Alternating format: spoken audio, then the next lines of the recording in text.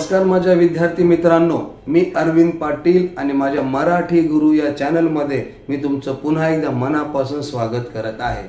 विद्यार्थी मित्रांनो, आजचा विषय आहे वाक्यांचे प्रकार। तर वाक्यांचे प्रकार या प्रश्नामध्ये तुम्हाला दोन प्रकारचे प्रश्न विचारले जातात। पहिला प्रश्न असतो वाक्यांचे प्रकार ओळखा आणि दुसरा प्रश्न असतो वाक्याचे सूचनेनुसार परिवर्तन करा किंवा रूपांतर करा। तर आजच्या व्हिडिओमध्ये वाक्यांचे प्रकार ओळखा हा 2 मार्कांसाठी येणारा प्रश्न आहे। तर वाक्यांचे प्रकार कसे ओळखायचे, त्यासाठी काय काय आपल्याला आवश्यक आहे आणि कोणत्या गोष्टींकडे लक्ष द्यायचं आणि या 2 पैकी 2 मार्क कसे मिळवायचे याविषयी आजच्या व्हिडिओमध्ये आपण चर्चा करणार आहोत।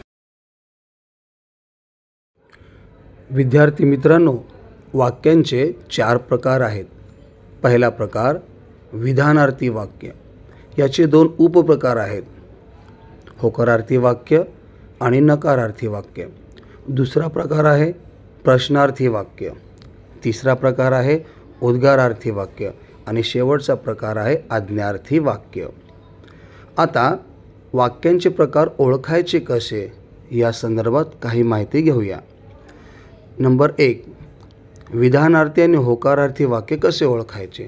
जर वाक्याच्या शेवटी आहे, आहेत, असतात, असते, असे, असणार, असतील, होता, होती, होते, केला, केली, केले, वा, वी, वे म्हणजेच करावा, करावी, करावे यासारखे होकारात्मक क्रियापद म्हणजेच पॉझिटिव्ह क्रियापद आले की ते वाक्य विधानार्थी किंवा होकारार्थी असणार आहे।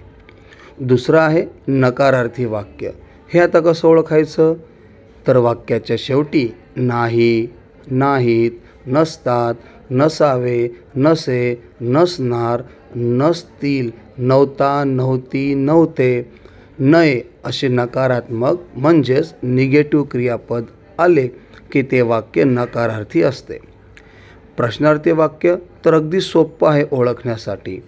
या वाक्यांच्या शेवटी प्रश्नचिन्ह येतात। प्रश्नचिन्ह असल्यास ते वाक्य प्रश्नार्थी वाक्य आहे असे समजावे। चौथा आहे उद्गारार्थी वाक्य। या वाक्यांच्या शेवटी नेहमी उद्गारवाचक चिन्ह असणार, उद्गारार्थी चिन्ह असणार म्हणजेच एक्सक्लेमेटरी साईन असणार। मग हे चिन्ह आलं की आपण सहज ओळखू शकतो की हे वाक्य उद्गारार्थी आहे। शेवटचा प्रकार आहे आज्ञार्थी वाक्य। वाक्यामध्ये आज्ञा असते, हुकूम असतो, म्हणजेच थोडक्यात आपण ऑर्डर देतो कोणाला तरी, किंवा त्याच वाक्यामध्ये रिक्वेस्ट म्हणजे विनंती पण असू शकते।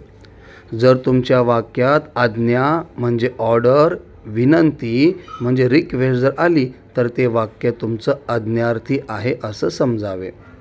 तर विद्यार्थी मित्रांनो, वाक्यांचे प्रकार कसे ओळखावे या व्हिडिओमध्ये मी सविस्तर माहिती दिली आहे।